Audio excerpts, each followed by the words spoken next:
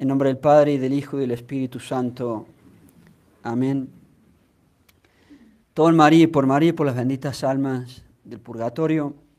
Queridos hijos, la patrona de nuestra ciudad, su fiesta, Santa Isabel de Hungría. Prevalece el domingo para que se den cuenta de la importancia. No se reza la misa que tocaría hoy domingo y se reza la de Santa Isabel. Lo quiero recalcar porque más de una vez les he dicho que es como un poco triste que cuando tengan sus patronos viene gente a misa, pero no viene en masa. Y hay que ser muy devotos de los patronos que Dios ha dispuesto para nosotros. Hoy, como es domingo, tenemos la capilla a pleno y van a escuchar de su patrona. Dios se tiene que valer de esas circunstancias para que todos los fieles escuchen de su patrona. La ciudad de Bogotá la tiene así. La última vez que Dios permitió que sea en domingo fue hace 6 años atrás, en el 2017. Me estuve fijando. Hace 6 años que ustedes, todos los fieles, nos escuchan sobre ella. Y comentario al margen, no solo es la patrona nuestra, sino que es la patrona de la Tercera Orden de San Francisco. Es la patrona de la Tercera Orden de San Francisco. También se le dice a esa orden la Orden de los Penitentes de San Francisco, porque se insiste en la penitencia. Otra vez, con el favor de Dios, vamos a predicar de la penitencia a través de esta santa. Pero hoy queríamos dar 3 pequeños rasgos de su vida, haciendo tal vez hincapié en uno de ellos, 3 rasgos. En primer punto, dar el marco histórico de su vida, en qué época vivió ella, insistirles allí. Nació en el siglo de oro de la Edad Media, en el siglo XIII, en el apogeo total, en el apogeo del magno y absolutamente irrepetible fruto que fue de la Santa Iglesia Católica. En el siglo de oro, el máximo fruto a través de la Iglesia Católica que se ha dado en este suelo, en esta tierra miserable. Nunca se repitió una época así y solo la Iglesia Católica fue capaz de producir ello. Europa, ya lo hemos dicho muchas veces y muchas veces más lo diremos. El fruto de la Iglesia Católica, la cúspide de la religión, de la sociedad y del hombre para Dios, dirigidos a Dios. Sociedad y hombres entregados a Dios y a su catolicismo. Europa, la cúspide de la cultura y de la civilización. Eso hizo la Iglesia Católica. Y en esa época fueron 10 siglos para Dios, 10 siglos para la Iglesia Católica, 10 siglos para la civilización, para la verdadera y única civilización. Todo lo otro es falsa civilización, decadente y corrompida civilización. La única verdadera civilización ha sido la católica. Lo logró nuestra Santa Madre Iglesia y fue en Europa. Ella hizo Europa. La Iglesia Católica hizo Europa. Nosotros los católicos hicimos Europa. Y en esa cristiandad europea y en esa cultura católica de Europa, dentro de los 10 siglos, la cúspide fue el siglo XIII, la suma y la cima. El siglo XIII fue en el cual nació nuestra patrona Santa Isabel en el año 1207 en Hungría, de sangre real, hija del rey Andrés II de Hungría. Y murió jovencísima. Adelantamos, son esas cosas que pasman, no vivió nada. Murió de 24 años tan solo, en 1231 y en Alemania. El siglo de oro de la Edad Media, el siglo XIII, es el siglo, vamos a enumerar una buena cantidad de santos, Santo Tomás de Aquino, San Francisco de Asís, toda la misma época.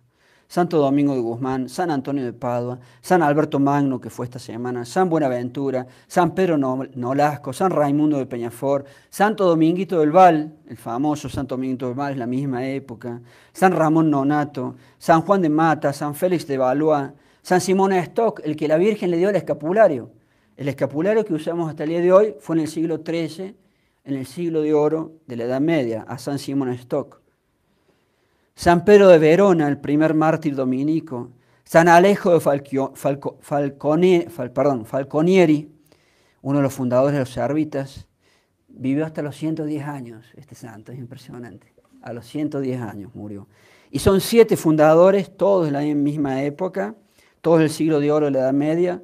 San Alejo, San Bonfiglio, San Bonayunta, San Maneto, San Amadio, San Sosteño y San Ugochione.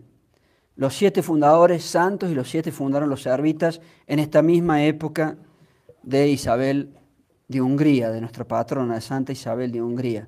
El Papa León XIII los canonizó todos juntos, a los 7. El siglo XIII también es el siglo de San Fernando, rey de España, todo en la misma época. Fue la cúspide del catolicismo, fue la cúspide. San Luis, rey de Francia, Santa Gertrudis, Santa Clara de Asís, Santa Eduvigis, Santa Matilde Cisterciense, la sobrina de San Alejo Falconieri, su sobrina también fue santa en la misma época, Santa Juliana de Falconieri. Y no terminaríamos más de nombrar santos. Esa es la época de Santa Isabel, la cumbre del catolicismo y la cumbre de Europa.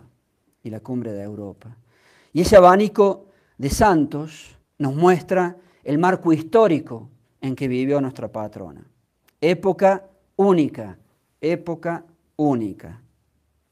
El segundo punto, un pequeño rasgo ya personal de la vida de Santa Isabel, hija del rey Andrés de Hungría, decíamos, cuando tenía apenas 4 años, tan pequeñita, fue enviada a Turingia, en la región central de la actual Alemania, al castillo de Wartburg, para ser criada y educada en la corte de ese castillo, los territorios del landgrave Germán I, duque de Turingia.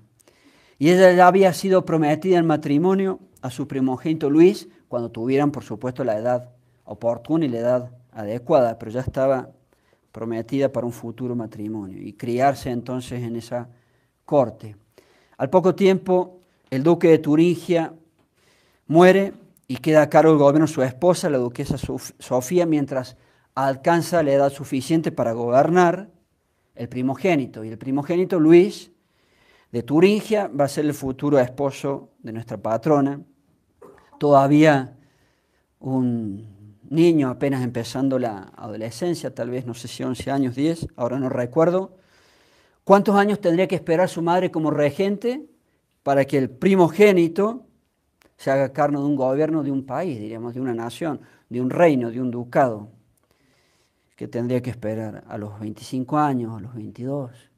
A los 16 años, un joven de la época era capaz de gobernar un reino. Impresionante, impresionante.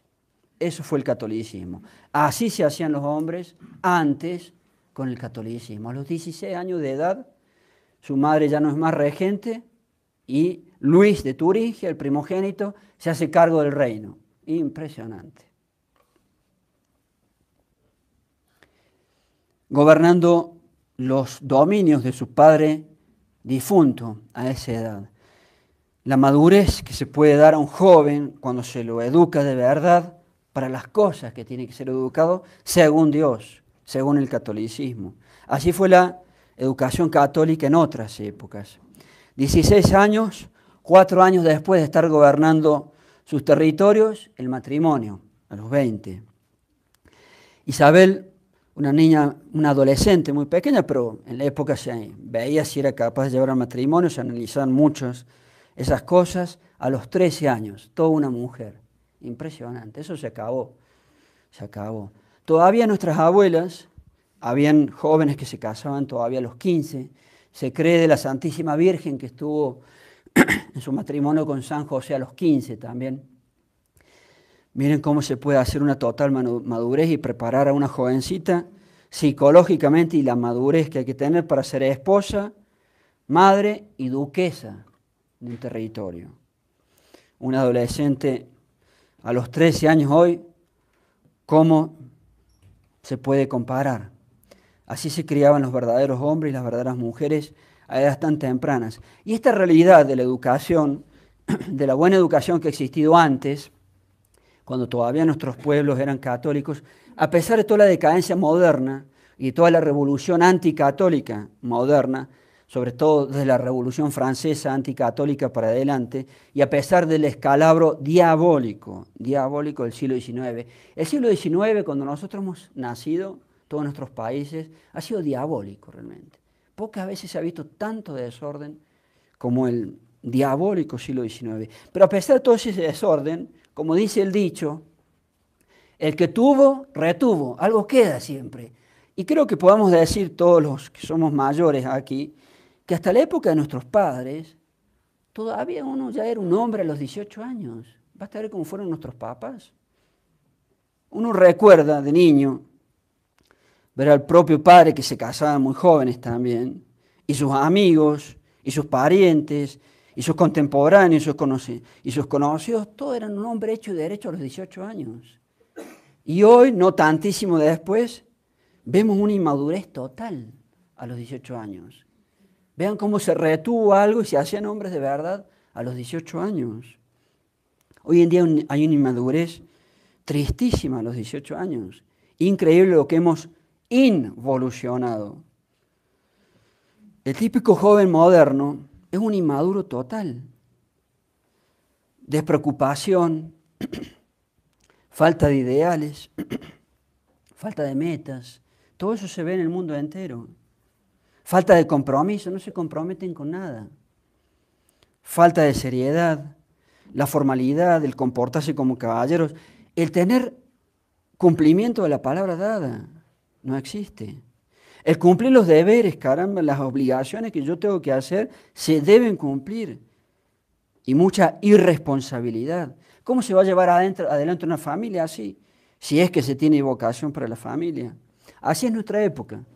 Pero lo curioso, como decía recién, es que no estamos hablando de que esa madurez real y de ser verdaderos hombres ya a los 18 años, dispuestos a morir en una guerra, por eso el servicio militar se ha mantenido hasta hoy, hasta los 18 años, a los 18 años, no se ha perdido hace 10 siglos atrás. Nuestros padres todavía eran hombres de derechos, hechos y derechos a esa edad.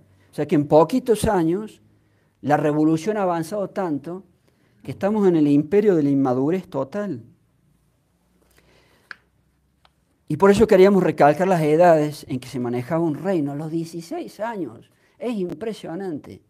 El esposo de nuestra santa patrona, a los 16 años, tuvo que ser un gobernante católico y recto, como fue. Murió a los 27, también murió jovencísimo, Luis de Turingia. Y un tercer punto de la vida de nuestra patrona, Santa Isabel de Hungría, el matrimonio y la familia numerosa. Ella es un ejemplo en toda esta importancia que tiene para el que tiene vocación de seglar, el matrimonio y la familia numerosa como Dios manda. Vemos en ella, por supuesto, el amor a la familia, el amor al matrimonio como Dios, nuestro Señor Jesucristo, lo ha constituido, varón y mujer, y en unión a través y solamente por el santo sacramento del matrimonio, el santo sacramento del matrimonio. Y para toda la vida, y para tener niñitos, y muchos niñitos, porque es el fin más importante de todos, el más importante de todos en el matrimonio, que lo hace inválido al matrimonio si se quieren casar y no quieren tener niños. Nulidad del matrimonio. Así de importante es, el más importante de todos. Bien numerosa la familia. Y una familia realmente católica, no a medias. Los sacerdotes vemos muchas veces con tristeza que las familias de nuestros propios fieles y dejan mucho que desear. Entonces, si me llamo católico, la voy a hacer realmente católica mi familia, sin medias tintas. Sin medias tintas. Soy católico, entonces así va a ser mi familia. Y así era la familia de Santa Isabel de Hungría, sin ninguna duda. Donde Dios y su catolicismo sea lo número uno, porque no puede ser de otra manera. Si no, está todo mal, todo mal. O Dios ocupa en mi familia el lugar número uno, o si no, está todo mal, pero es evidente. Donde una familia, donde ante ese esposo, ante esa esposa y ante esos hijos, Dios nuestro Señor Jesucristo y su única religión católica ocupen el único lugar que pueden y deben ocupar, pero es básico. El único lugar que puede ocupar Dios nuestro Señor Jesucristo y su religión católica es el lugar número uno.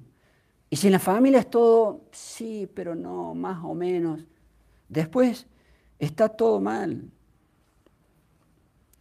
Y las familias bien constituidas se hacen así.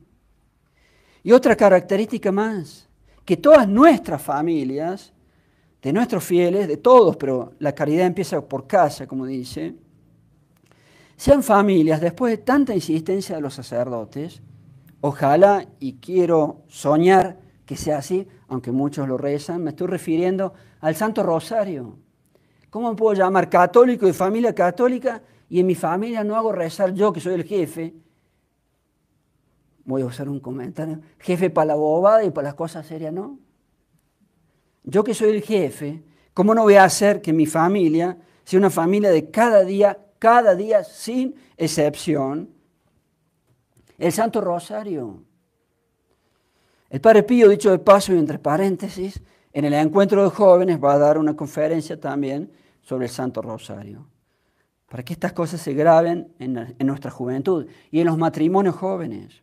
Su esposo, el esposo de Santa Isabel, fue uno de los tantos cruzados de la época, viviendo en Alemania, con todo un territorio, un ducado para él riquísimo, deja todo y se va a pelear a Tierra Santa. Se alista detrás de la Iglesia Católica y los pedidos del Papa como cruzado en la época. Y hay que ser un cruzado hoy. Así era el esposo de nuestra patrona. Se fue, dejó Alemania y se fue como cruzado. Quiso ser cruzado para recuperar Tierra Santa de las manos de los musulmanes. Y miren cómo prueba Dios a los santos. Toda esa generosidad, se enferma en el camino y muere. No llegó. En las costas de Grecia, si mal no recuerdo, murió. Ya había dado más de la mitad del camino, estando en las costas de Grecia.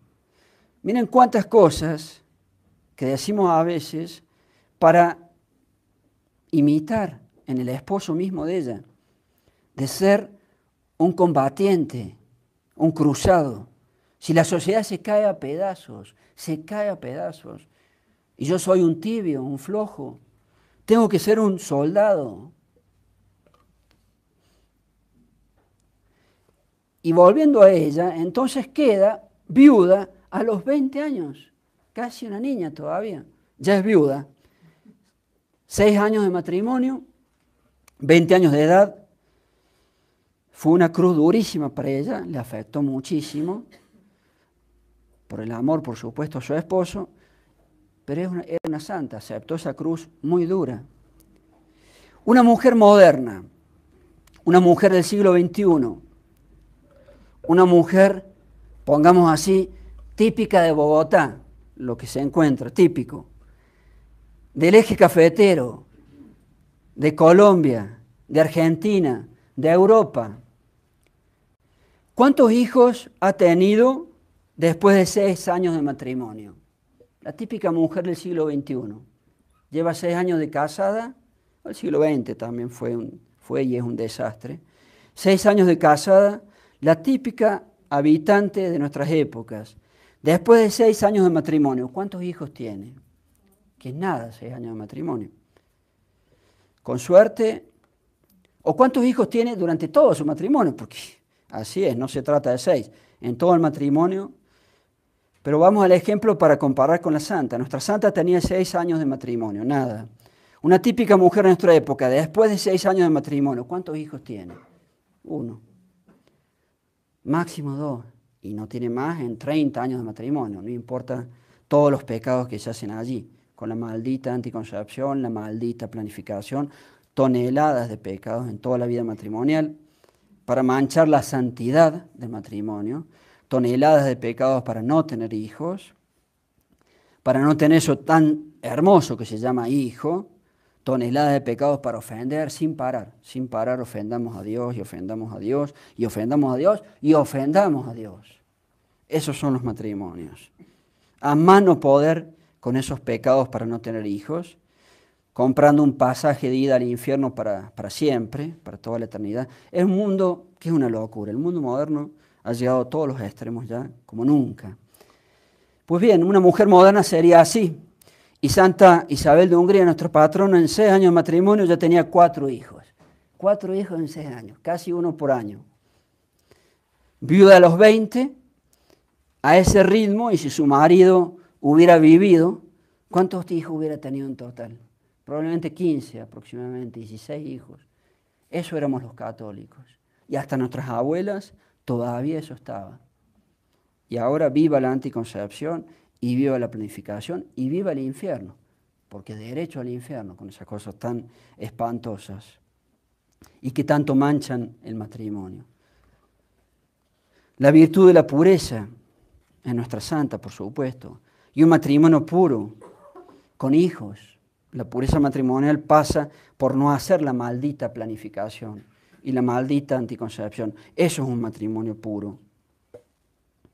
La pureza hasta el matrimonio, ser virgen hasta el matrimonio, los muchos niños y todo el mundo moderno, Bogotá, Argentina, Colombia, Europa, todo al revés, todo al revés. Ojalá nuestros fieles no sean al revés. Ojalá nuestros fieles no sean al revés. El mundo moderno es todo contra Dios, todo contra la pureza, todo con el concubinato, no, pero le digamos unión libre, porque suena hasta interesante, unión libre, una palabra suena lindo, concubinato. Matrimonio solo civil, para que te cases de nuevo, después, también te facilitan eso. Y el matrimonio solamente civil es un vil concubinato, no vale absolutamente nada para un católico. Te vamos a facilitar las cosas, tendrás divorcio si te llevas mal, para que te puedas casar con otra. El adulterio legal asistido y protegido por el gobierno, eso es el divorcio. El adulterio legal asistido y protegido por el gobierno. Anticoncepción, planificación, esterilización de mujeres, las operaciones de Pomerol y Garuda, esterilizamos a los hombres, vasectomía, todo hermoso, todo hermoso. Y la deuda colombiana, la famosa deuda colombiana entra allí y se tiene que saldar, se tiene que saldar. Colombia ha sido, lo hemos dicho muchas veces, mucho más destruida en el tema de no tener hijos. Ha sido más destruida Colombia que mi país. Y que no es poco de decir, no es poco de decir. Mi país es el reino del liberalismo.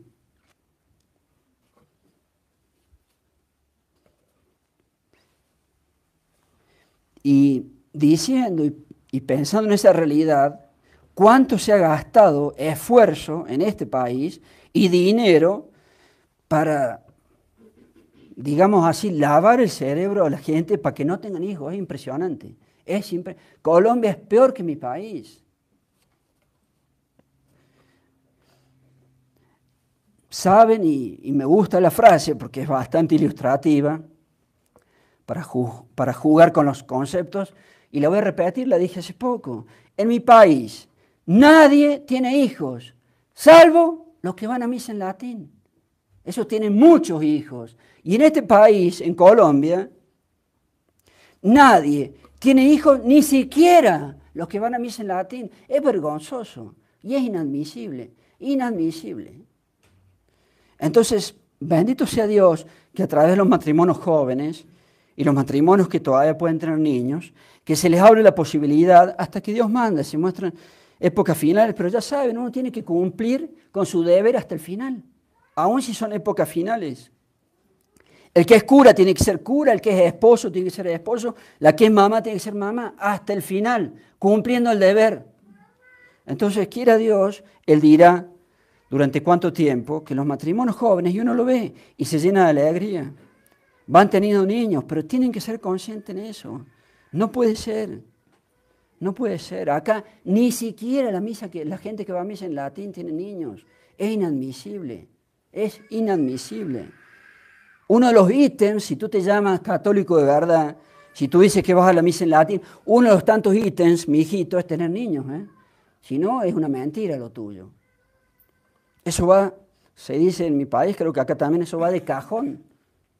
Si no, es una mentira tu catolicismo. Toda la gente en mi país, a pesar del imperio espantoso de liberalismo, pero toda la gente en mi país que se interesa por nuestra verdadera santa religión católica, todos tienen muchos niños. Va de cajón. Y acá los han dañado tanto, pero tanto, con el tema de no tener niños, que ni siquiera la misa que va la gente que va a misa en latín.